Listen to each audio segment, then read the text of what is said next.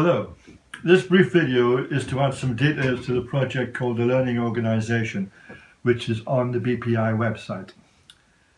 Without doubt, today we live in a truly global world.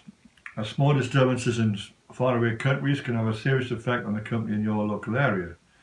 A company or firm cannot now be standalone.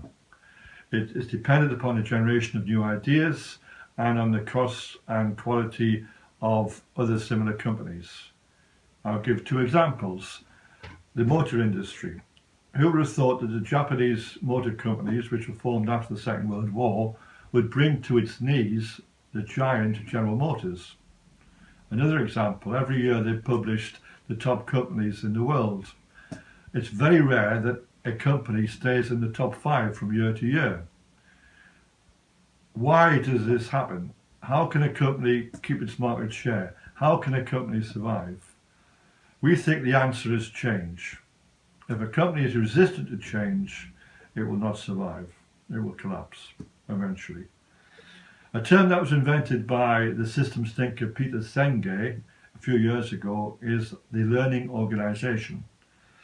This describes the organisational thinking that is required to develop a competitive, quality-driven company, and the organisational changes that follow from that.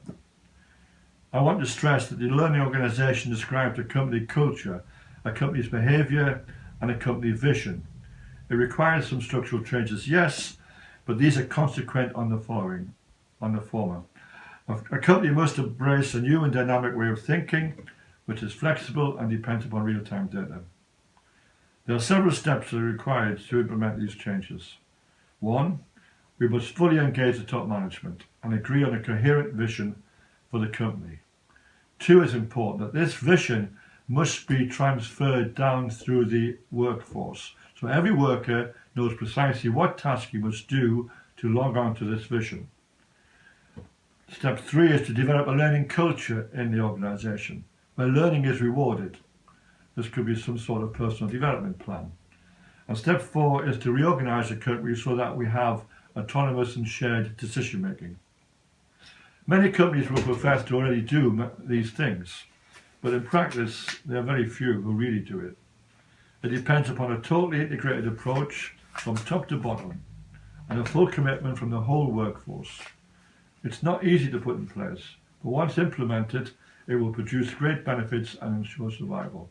So this is a summary of the Learning Organisational Project. Thank you.